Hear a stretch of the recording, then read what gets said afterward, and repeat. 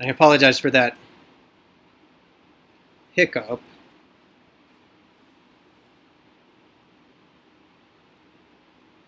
So we are experiencing a little bit of buffering with the internet connection, so I apologize for that. We'll try to uh, correct that as I go. It's kind of a one-man show for me right now, but that's okay.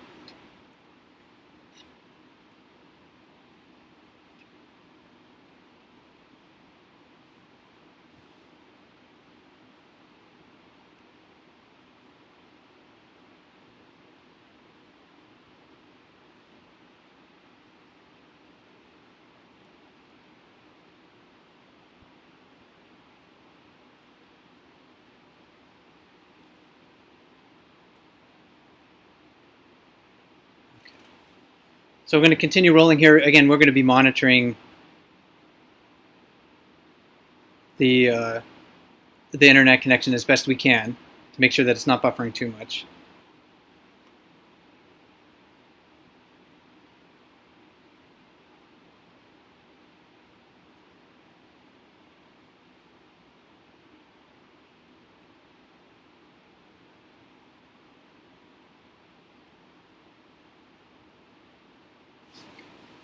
But I was discussing how in national parks people had or gained unique experiences. Their paradigm was to bring people to parks, give them a level of comfort and safety, and allow them to experience these places so they could become stewards of these landscapes.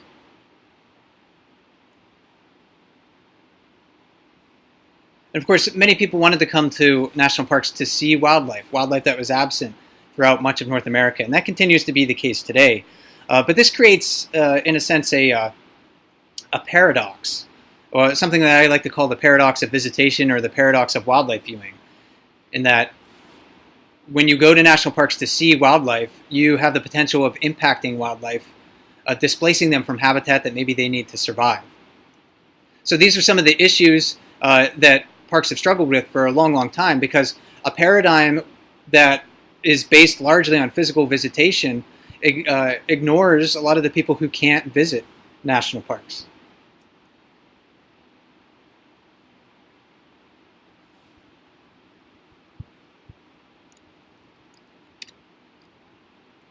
And this paradigm and this paradox is very evident in Katmai. If you're not familiar where Katmai is located, it's on the northern end of the Alaska Peninsula.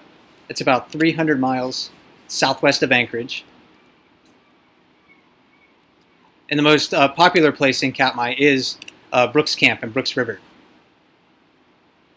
It has a lodge, it has trails, it has wildlife viewing platforms. And the river is only about 1.5 miles long.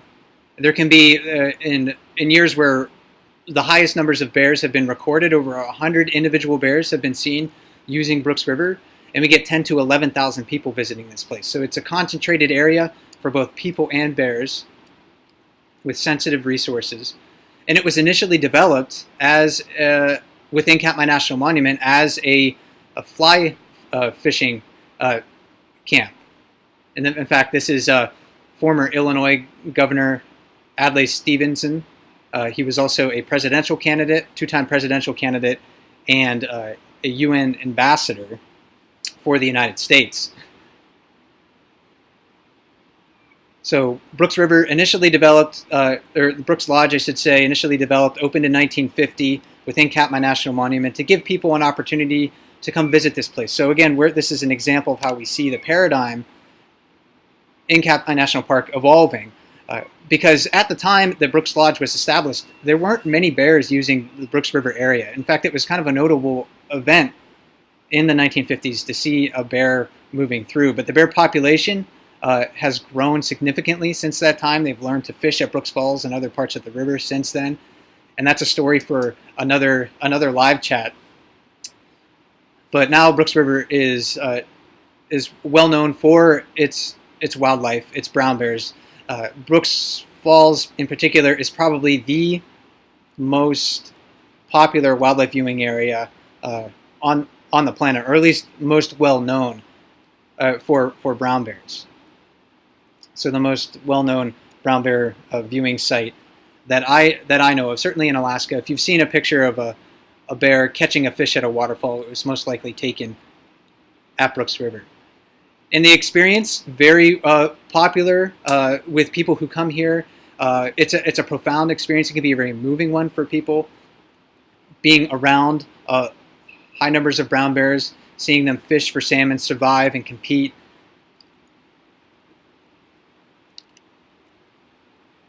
So this is the paradigm as it exists largely in Katmai, and has for many decades. Bring people here, get them to experience this place. They will become stewards. They'll begin to care about it. But there's issues, of course, with the paradigm in Katmai because it's not accessible to everybody. Just a round-trip ticket from Anchorage to Brooks River can cost you upwards of $700 per person. There's also physical barriers. Not everyone can fly in small planes or travel long distances in planes. There's the time element. You have to devote a significant amount of time to experience Katmai in many parts of Alaska. So the paradigm ends up failing a lot of people. In fact, there's only 10 to 11,000 people that come to visit Brooks River each year. So the paradigm of park visitation isn't reaching the majority of people around the world. And then we also have this issue of the paradox of visitation as well. Despite Brooks River having so many brown bears, people are largely free to go almost wherever they want. There are restrictions on food and gear storage here. And there are wildlife distance regulations in place at Brooks River, but people do have a lot of free access here. And that's a much different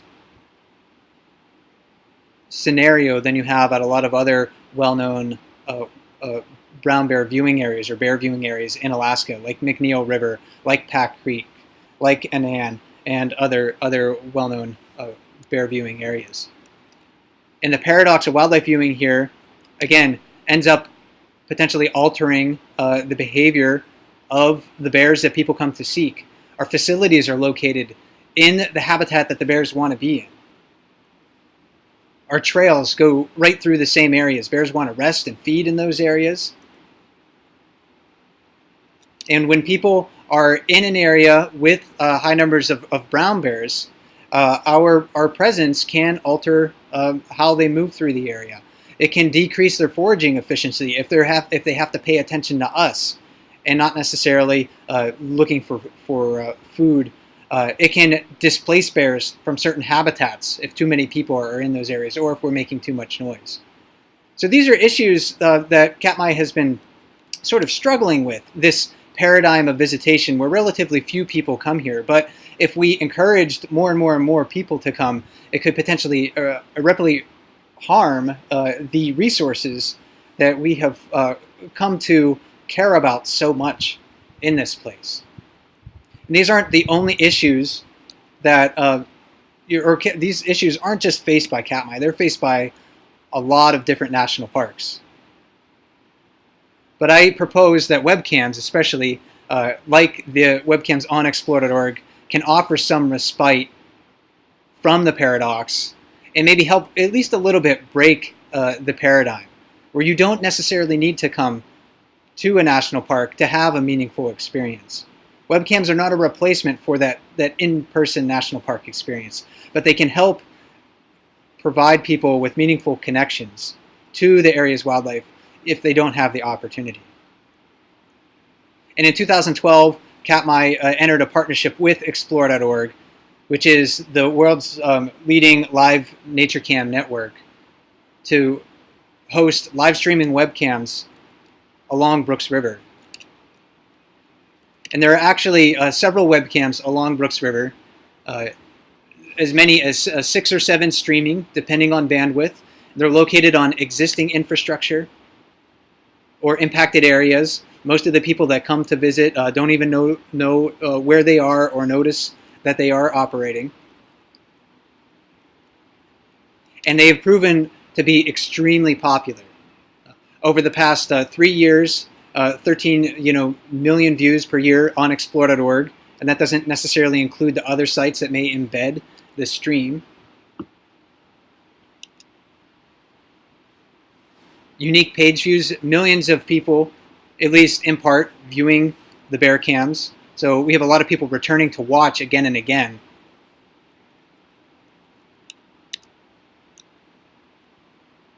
Huge numbers of people watching on all web pages.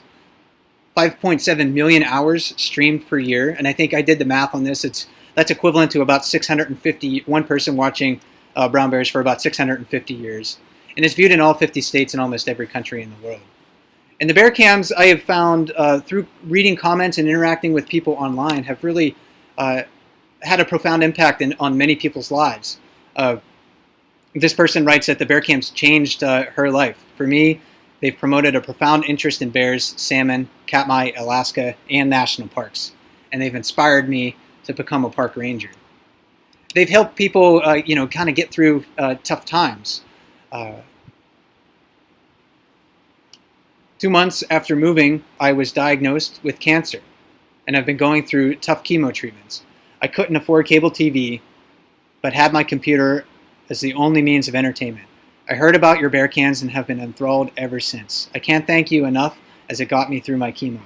I can't imagine having gone through it without it, and I pretty much got to know each bear and entertained for hours each day.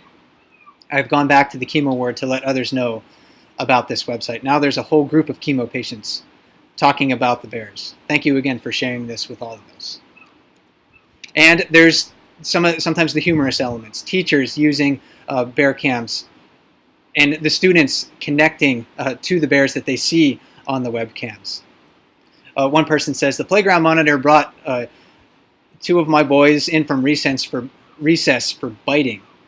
Evidently, they were pretending the climbing wall was Brooks Falls, and they were Otis and Ted. The monitor didn't think it was funny, and needless to say, neither did I. And someone replied, I think that is funny. and the teacher replied, afterwards I did too. They were really pretending. They went as far as to tell the AP that Otis always has his spot, and Ted shouldn't have moved in. So we're seeing people connecting with these individual bears on Brooks River, finding meaning in their lives by watching their struggles, the competition, the survival that they go through, connecting with the hunger, and how they make a living. This person writes, you want to know one of the reasons why I like Otis so much? He's got a real good work ethic. Shows up for work every day, nose to the grindstone, productive, focused, gets along well with coworkers, and mines his own beeswax. When we compare the bear watching experience for people on site here and for people who are just watching online, we find some big differences and some similarities. The time watched is a big difference. When you come to Brooks River, you have a limited amount of time to watch brown bears. Most people just reported in a survey that was conducted in 2015 and 2016 that they only watched brown bears for 9 hours over the 3 days during their visit. But people online watched for far more than that. In fact, respondents to that same survey for online visitors found that 79% watched at least once a day during peak season, and peak season is typically July. And the survey also asked whether or not the cams were increasing stewardship for Katmai and national parks. And on every metric, the webcam audience responded at the same levels of stewardship as people who visited on site. So it increased their connection to the species, brown bears they're referring to. It increased support for parks and protected areas, very high numbers of respondents to all of these questions. And the webcams also promoted within the online audience support for greater protections for brown bears and wildlife.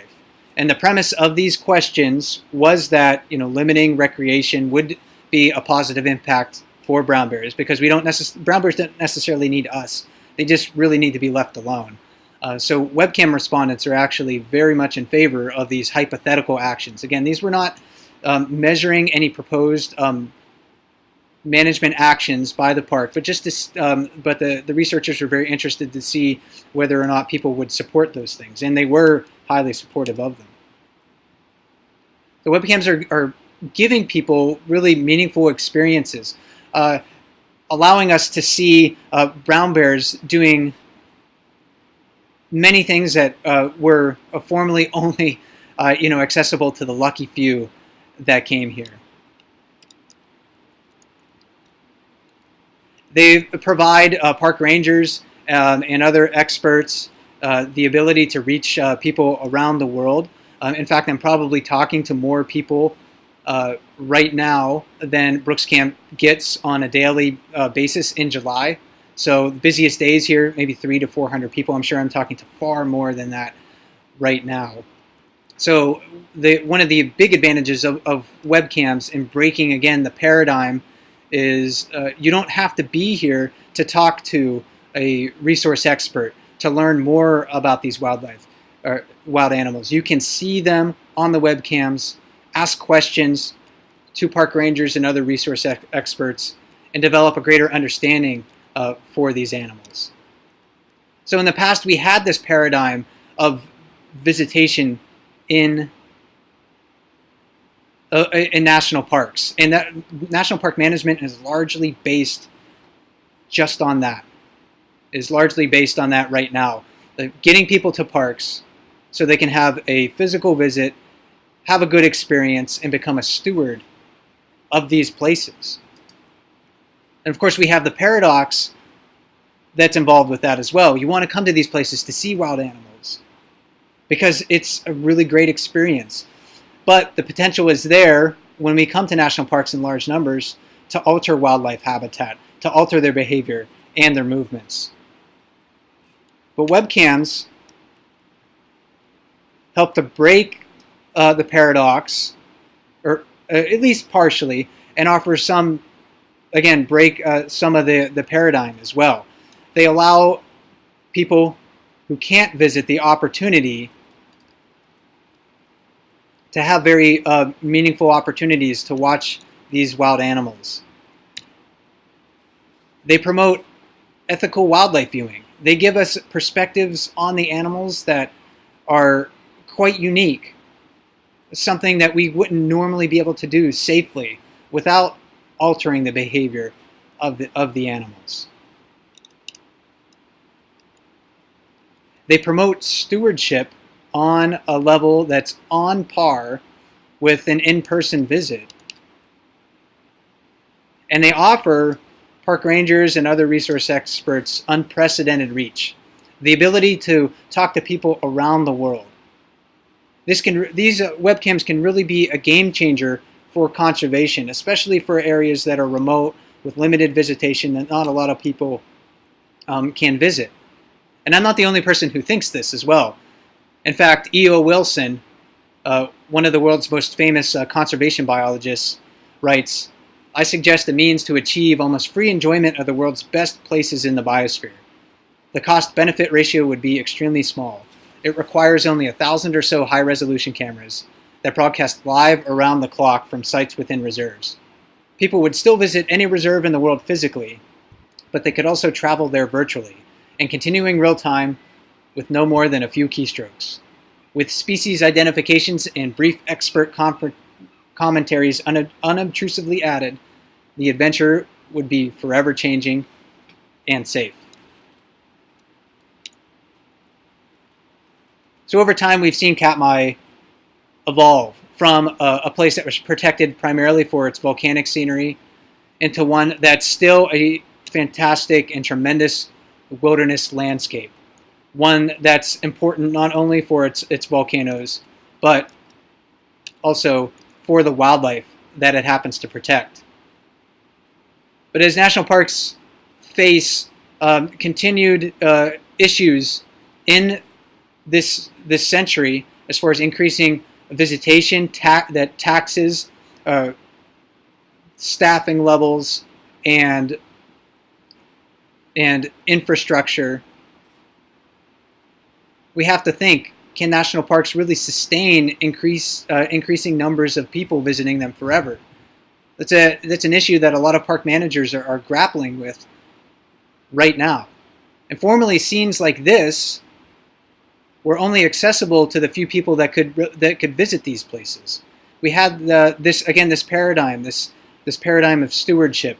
When you came to parks and you visited them, you had a great time. You went home and you decided, you know what, I want these places protected in the future. But I argue that these scenes don't necessarily need to be just accessible to the people who can come here on a physical visit. There are ways that we can bring wildlife and national parks to people around the world, and this is and through webcams, this is how people can gain some meaningful connections with places that maybe they're never able to visit. So a lot of the issues that national parks are grappling with right now, with crowding and a lack of infrastructure to handle the crowds, the paradox of wildlife viewing, webcams can offer some respite for those issues. They're not a panacea. I don't think anything really is. But this is, in a way, webcams are how Katmai is on the forefront of the changing national park experience. And now I want everyone to share your BearCam story with me. I've talked a lot about how national parks in the past, were developed for a physical visit, so you could become a steward. But I want to know how the BearCam has influenced how you've connected with Katmai and national parks and wildlands in general. So if you have been to Katmai, if you've been to Brooks River, how have the webcams influenced your experience? And if you haven't had the opportunity to visit, or maybe you can't visit, how have the webcams helped you connect to these wild animals? Because for me, I think they've working through the webcams has been one of the more meaningful experiences in my life. It's been wonderful to talk to people around the world almost on a daily basis when the webcams are active. But I really do want to know your story. So please share that. If you're watching on explore.org, drop your story in the comments. I'd love to read it. If you're on Twitter, use the hashtag BearCam, and I'll search for that, and you can share your story that way. Or on Instagram, you can do the same thing. If you're watching on Facebook Live right now, you can, again, add your thoughts in the comments for this broadcast. I'll be happy to take a look at those. I don't know if I'll be able to respond to all of them, but I do really want to know how BearCam has affected and impacted your views of wildlife and national parks, and especially this one here in Katmai National Park. This is a very special year for Katmai. It is the 100th anniversary of Katmai National Monument, established in 1918. And over time, we've seen this park go from a place that was relatively obscure, visited by very few people, to a place that is one of the most well-known wildlife viewing areas in North America. So again, share those stories. I'd love to hear them. I do really believe that webcams represent the changing face of the national park experience. It no longer needs to be based on just that physical visit. And also, if you have questions directly for me about the ideas that I talked about, or maybe other things about brown bears, I'll be happy to try to answer those during the rest of the broadcast. If you're tuning in just a little bit late, my name is Mike Fitz, and I am a BearCam Fellow with Explore.org. I used to be a park ranger here at Katmai, and I started working here in 2007. So I've had about a decade of time to watch brown bears here at Brooks River, and it's been very enjoyable. I'll be happy to try to answer your questions during the rest of the chat. So I know the helpful moderators from Explore.org have been sending me questions. So let me see what's in the queue. I don't actually know what I will get asked from time to time. So let's see what shows up here.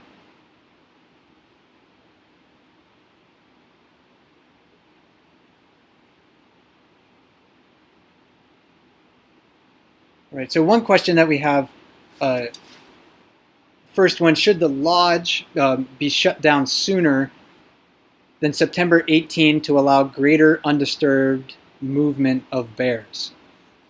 So that's a question. I'm not going to profess yes or no on that, but I think because I think the question gets at sort of like the heart of uh, the challenges that park managers face in providing people with access to enjoy these places, and at the same time making sure that they're protecting resources.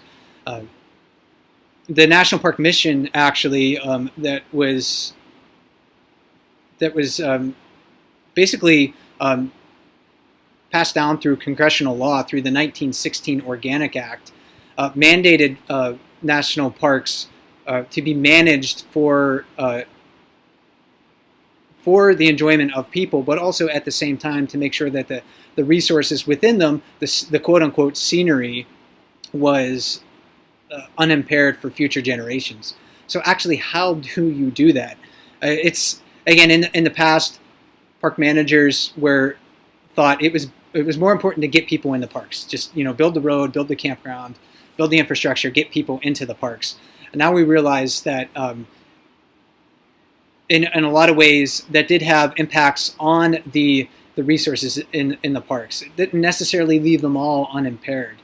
And at a place like Brooks River, where you do have high numbers of brown bears and high numbers of people, it's very difficult balance to try to make sure that people have the opportunity to enjoy this place, but also we're making sure that we're not impacting the wildlife here. To sort of unpackage that question just a little bit further, to give you a bit of background information, in the fall at Brooks River, the lower half of Brooks River is actually the most important place for brown bears to catch salmon, to scavenge for dead fish. The catch rates at the mouth of Brooks River are the highest of anywhere along the river. But that's where the majority of the people activity is concentrated as well. So again, we have this paradox of stewardship, of wildlife viewing. We want to come here to see these animals, but being in these habitats has the great potential to alter their behavior, lower their foraging efficiency, displace them from important habitats. So I don't know. I guess that's the short of it. I don't really know whether the lodge should close sooner. But I do really encourage anybody who happens to be or who happens to care about brown bears in national parks to really stay engaged on issues with how national parks are managed. You do have the opportunity to comment on proposed rules that come up on a yearly basis. The Superintendent's Compendium, for instance, is open for public comment every year from January 15 to February 15, I believe. So you can read that. You can find access to that document on Katmai's webpage or on the National Park Service Alaska Region webpage as well. So stay engaged in that. There's a lot of fascinating research about people and brown bears here at Brooks River and how we interact with one another. So you can look into those studies as well. But anybody who comes to visit, I do really ask that you think about how I can reduce my impact or potential impact on these brown bears. And I've mentioned this before in other chats, but I always like to carry, and where do I have, oh, here they are. I love to carry a pair of binoculars with me, so I don't have to get close to the animals to get great views of them. If you're a photographer, take a long lens. And actually, everybody who comes to Brooks River is a photographer. It doesn't matter if you carry just an iPhone or a $10,000 lens. Everyone who comes here is a photographer. So think about how you can get the best shots without encroaching on bears' space. Things of that nature, and viewing wildlife from predictable places like the wildlife viewing platforms. And that's what I'm standing on right now. I'm actually in a covered area here. So it was drizzling before the broadcast, and I didn't want to get my equipment wet. But yeah, viewing brown bears from the wildlife viewing areas can also help to reduce our impact as well. And do I foresee Katmai doing something like other areas where bears go and put entry to viewing the bears as a lottery. Um, so a lot of other brown bear viewing sites are by permit only. So you can only go there unless you have a specific permit. Like McNeil River, for instance, is almost like the opposite of Brooks River. Brooks River has almost free access as long as you can, afford to get here and you're physically able to make the trip. McNeil River has a very limited number of people that can visit on a daily basis. There is a lottery for permits. There's only about, I think, like 12 people or something like that can go to the wildlife viewing pad there at McNeil Falls on a daily basis. I have not visited McNeil River, so all of my knowledge of it is just from talking to people who have visited there and just from reading books about the area. It sounds like a tremendous experience. I would love to get there one day. Again, Brooks River has 10 to 11,000 people visiting it per year. And that's a lot of people. It doesn't really seem like a lot for when you compare it to other national parks like Yosemite or Yellowstone, Great Smoky Mountains, things like that. But putting 10,000 people on a 1.5 mile long river with so many bears, it is a lot of people. It's a very intensely managed place. There's a lot of staff here for the number of people that come to visit because there are so many brown bears. And the rangers are mostly managing people. I shouldn't say we anymore because I don't manage the people anymore. I mean, I'm still in that habit after being a ranger for so long. But rangers, do try to manage the people perhaps more than the brown bears to make sure brown bears have free access to the resources in the river corridor. But I do have to say, the Brooks River can't sustain an unlimited number of people coming to visit here. Even this summer, the place that I'm standing at right now is a place that we call the Treehouse.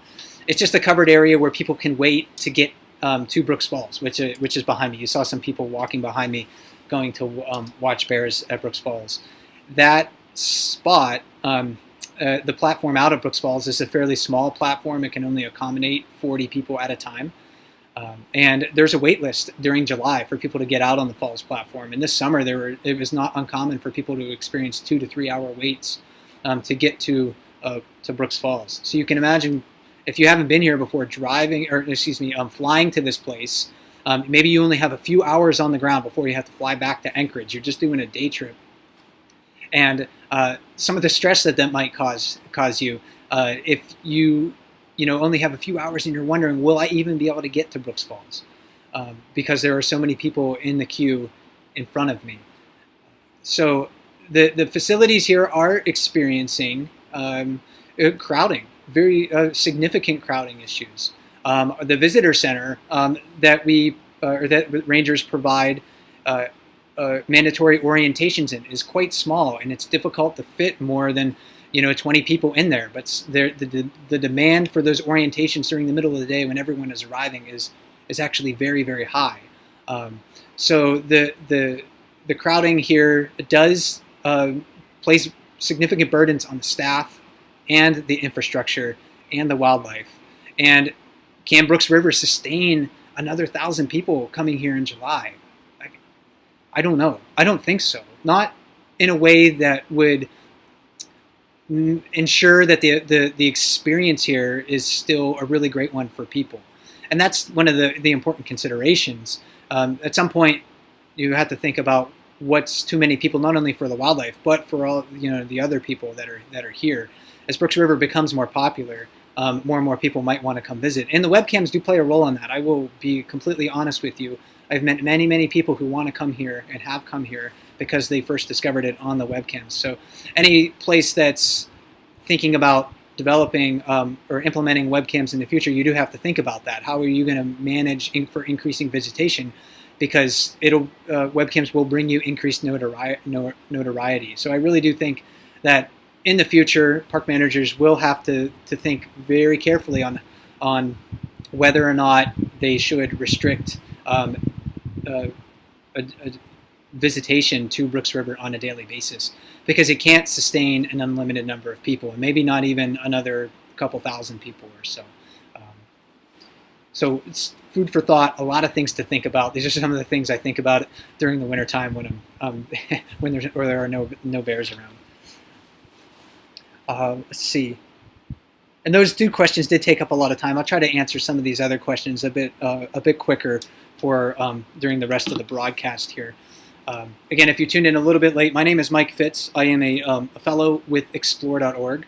And actually, one of the questions that I have actually is wondering, well, just what is a fellow? I don't know what that is.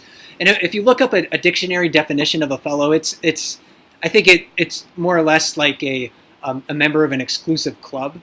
But I wouldn't say that I'm a member of an exclusive club per se. I'm more or less granted the ability by Explore.org to continue to share my knowledge and experience with people and help them make the webcam experience a more meaningful one for people. So you understand the behavior and the context of the bears when you happen to be watching them. So I'm more of a wildlife, I guess you could say, interpreter in a sense. So fellow just happens to be kind of like a catch-all term that is, associates me with Explore.org and the important work that they happen to do. They've included me in their organization very generously during this summer. But I didn't have to pay any membership fees to become a bear camp fellow. They actually are very generous towards me in my time, in allowing me to do this.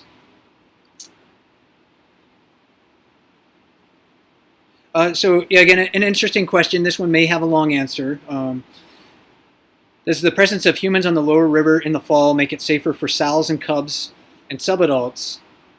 Since the large males often stay away from people, and removing people from the lower river in September reduce cub survival rates.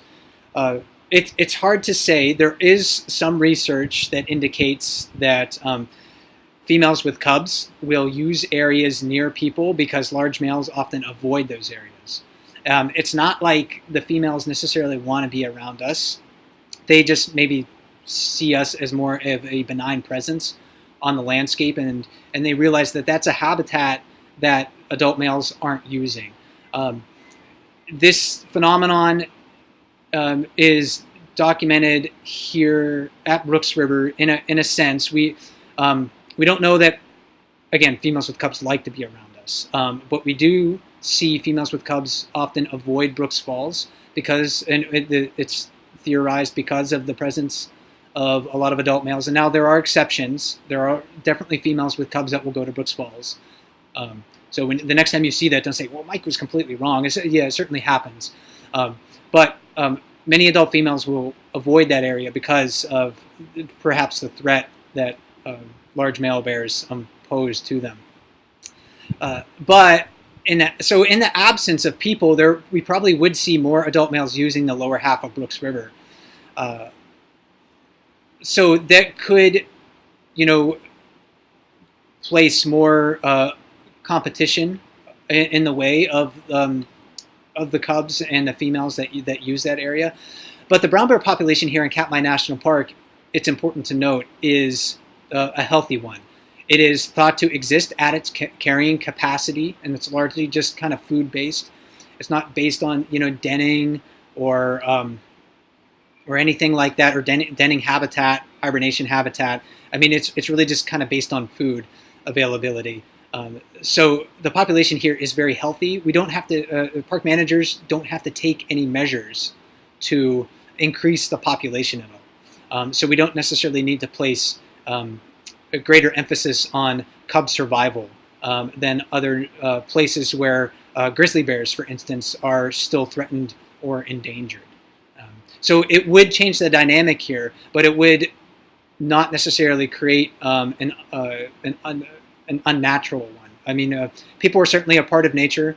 I believe that is certainly true. We are not unnatural in ourselves, but if people were removed from the river corridor, we would see bears using it in different ways, and that's not necessarily any better or worse. It's just kind of how it would be, but we don't necessarily need to increase the bear population here and protect any more females with offspring.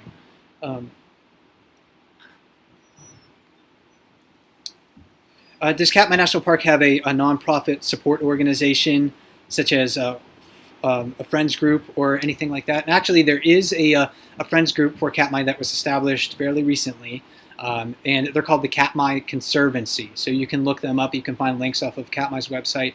I think their website is just katmaiconservancy.org. So you can look them up. They're the friends group for Katmai. And sometimes people wonder, hey, why doesn't the park do this or that for fundraising to help support brown bears here? And the federal government can't directly lobby for the public for direct funds. You can't, a ranger couldn't get on camera with me and say, hey, you need to send us money because we don't have any money. So it's really up to private individuals through non-government organizations and nonprofits to help support national parks in those ways, besides lobbying Congress to make sure that parks are funded and have adequate staffing. That is certainly something that you can do and should do. You can also support these other organizations that support Katmai. So Explore.org does not solicit donations. It does not accept donations, but you can check out the Katmai Conservancy directly and see how some of their projects and how they're looking to support the park. They're a fairly new organization, so they're just getting their feet on the ground. But I'm looking forward to seeing how they can support the park in the future. I think I answered this question just a little bit ago in more words than one. But is there an imposed maximum capacity for visitors per day or per year? There is not. So again, Brooks River does not have a maximum capacity where we say, hey, there's too many people, and that's it. No more people can show up. The only restrictions here at Brooks River are on overnight use, because there's only so many beds in the lodge, and there's only so many permits available for the campground. So 60 people in the campground on a nightly basis, and 60 people in the lodge. So those are the only restrictions currently right now. There are no restrictions on day use in Katmai. So somebody was wondering, many of the national parks have webcams. However, those webcams are not full streaming, and they're not necessarily used like they are on Explore.org. And why might that be? Well, there's a variety of reasons for that. One is technology. A lot of national parks don't have necessarily the staff to support this. And I should say that Katmai could not host these webcams, streaming webcams like you see them right now, without Explore.org. When I was a ranger, it would have been impossible. We did not have the funding, or the park did not have the funding or the technological staffing and expertise to make these webcams work like they do. So Explore.org is instrumental in making sure that the webcams are up and running. So it's really only through their generosity that these webcams work. But as technology improves, and it gets easier to do live streaming broadcasts and host streaming webcams, I do really hope that when I'm hearing bears in the background, so that's maybe why I am looking over my shoulder. I'm elevated about 10 feet off of the ground, just as a side note, so I don't have to worry about bears creeping up on me, but I do hear them from time to time. But getting back to that question, as technology improves, I do definitely think that national parks will start to implement streaming webcams and live broadcasts using things like Facebook Live, YouTube Live, Instagram Live. You can use Periscope. I mean, there's a lot of different tools available that weren't available just 10 years ago. So those still frame images that you see for webcams at national parks, I encourage national parks to think of ways to get beyond that, move beyond just the still frames, or even just the blank streaming, and get rangers online, because I know there's people out there that want to talk to rangers and resource experts so they can better understand national parks, the wildlife and the geology and the ecology that happens to be in them. But there's, a lot of barriers technologically, staffing, and also expense as well. Explore.org really does pay tens of thousands of dollars per month just in internet bills to bring the webcam experience to people at home. And I think that Congress in the future, you probably if you're listening out there, yeah, I think you should budget some money in for national parks so they can afford those internet bills. But it hasn't happened quite yet. So there's a bunch of those current barriers right now. I have a few more minutes in the broadcast, so I'll try to answer as many questions as I can. Let's see. Do you think the visits that many people make to Katmai are enhanced by prior interactions with the CAMs or being on the chat? Are visitors more knowledgeable and engaged? I would like to hope so. I have talked to many people this summer and in summers past who watched the webcams, and then they came here and they had they wanted to come here maybe because they watched the webcams.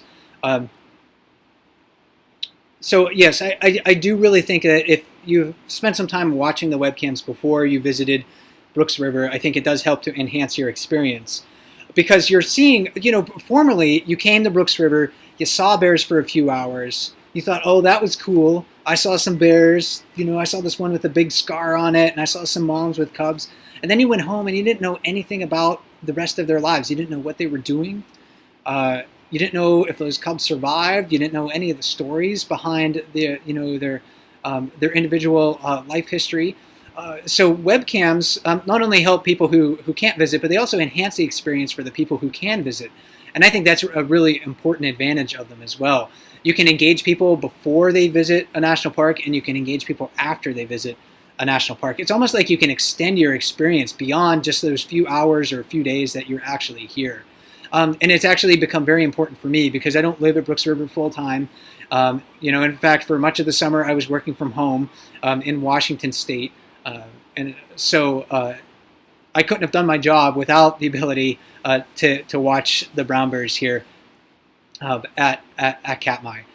So I do find that people who watch the bears frequently, that on the webcams that come to the park, have a very sincere connection with a lot of the bears that they're seeking, and that translates to a connection for all of the bears in the park. You may be thinking, Otis is my favorite bear, or 503 is my favorite bear, and I love to watch him. But if something changes to affect those bears, or potentially affect those bears, you're going to be concerned about that. So those bears are individual ambassadors, sort of for their species in the population here, and I do think it really does help to engage people on a greater level. So yeah, I do think yes. The short of it to that question, do you think that visits that are enhanced by people watching the cams before they arrive? I do think that the webcams do enhance that. And let's see if there's one more question here.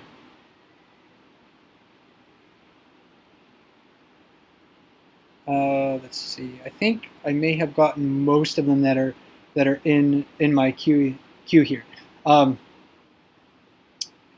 So I would like to thank everybody for joining me this afternoon, or it's almost, well, actually it's not quite afternoon here, but wherever you happen to be, it's afternoon somewhere. I know, again, the webcams engage people around the world, so it could be in the middle of the night, wherever you happen to be. It's only 11 a.m. Alaska time, and I'm coming to you live from Brooks River in Katmai National Park, Alaska. My name is Mike Fitz. I'm a BearCam Fellow with Explore.org. I'd like to thank Explore.org for hosting this broadcast, the park rangers that manage this place to protect bears and make sure that the experience for people is a great one here. And I encourage everyone, again, to think about how webcams can be a tool to make the national park experience a better one, where it doesn't have to be just based on a physical visit. Because webcams do represent the changing face of the national park experience. So have a great day, and I will be talking to you soon.